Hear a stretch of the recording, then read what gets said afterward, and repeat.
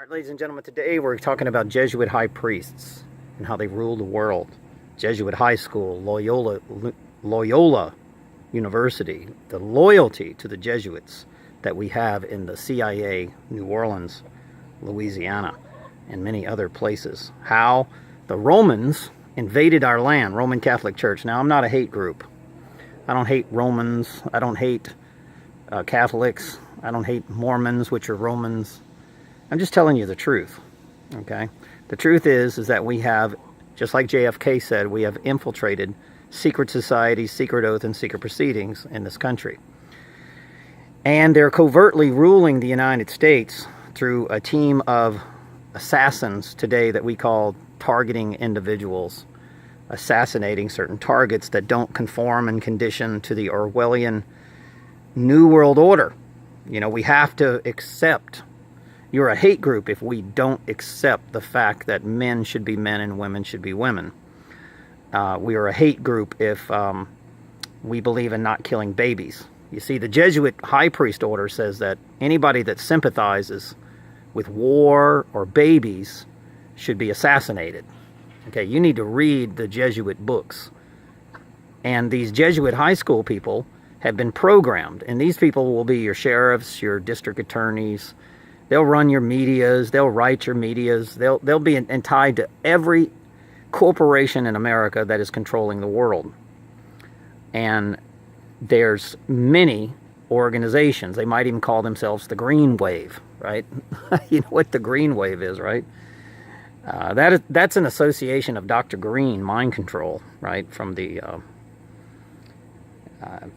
Project Bluebeam and the MK Ultra stuff, green and greeny. Well, that's associated with the green-eyed, hazel-eyed people that the government's been kidnapping under a fake alien agenda. They call it alien kidnappings, to where the government comes in. Well, it's really not the government. Let's don't call it the government. Governing the mental. Corporations that come in and kidnap people, and they do research on green-eyed, Rh-negative people. Because the Rh-negatives are the indigenous bloodlines, and they're trying to say now that the Rh-negatives are fallen angels. They're trying to say that we are aliens, we're mutations. That's where they get the X-Men mutations. And that's just not true. We are the indigenous people. We have a closer bloodline to Jesus Christ than all the other bloodlines. And most of the other bloodlines are what they call an Aryan race. Okay? And I'm not insulting you, I'm not being mean, but you're an airhead race. You're not as wise as the green-eyed, hazel-eyes, Rh-negative people. These are the teachers. Always the ancient people are the teachers. Now, what's happening is the Queen and all the Jesuits are trying to integrate that bloodline into their bloodline.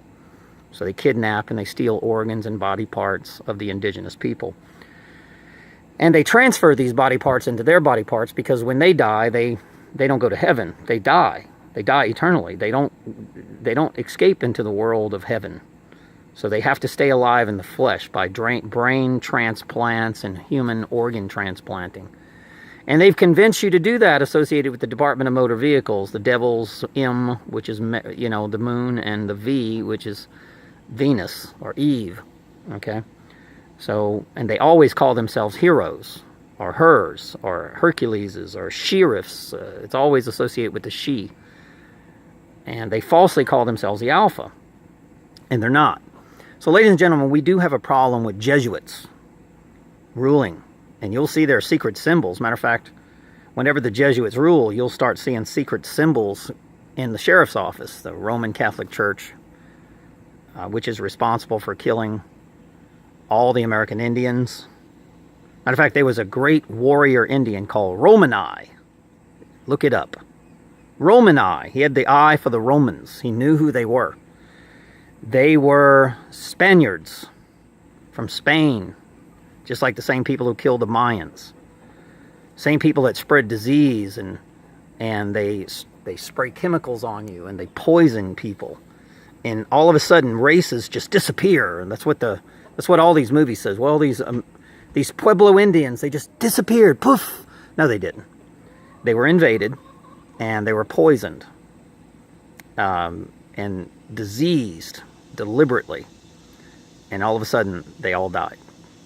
This is how Rome kills their targets. That's what geoengineering is. It's a bunch of poison being sprayed in the air. And the goal is to genocide the United States and take over the United States and be the one world power, and then to declare war on weather. This is one of the things that the Jesuits are going to do. They're going to start another false war. Just like the Mormons, Romans started the war between the United States military, falsely, it's a false war, and the American Indians by saying that some Mormon guy claimed, which Mormon is Roman, that, you know, they stole a cow and butchered a cow. Well, ladies and gentlemen, if the American Indians owned all the land, how the hell are they going to steal a cow? Everything in America belonged to the American Indians. There's nothing that they could steal. Everything belongs to them. And if you're invading their land, you have to make some type of negotiation. So if the guy stole the cow, it's probably because the Mormon owed him money or some type of trade, and they refused to trade. So they create false wars like the Tonkin incident, babies out of incubators, 9/11, and of course somebody stole a cow. Ladies and gentlemen, if the Mormons were Christians, how come they went to war? And if the Romans were really Christians, how come the Romans forced the Jews to bow down to Christianity? Okay? If they're Christians, let me tell you something. The Jews are real Christians. Okay? They just don't worship God the way that the Christians do. Sit down, stand up, drink the blood of Christ, eat the body of Christ. Put ashes on your forehead. That's just not how they worship. So there's different ways of worshiping reality. So, and that's the way that goes.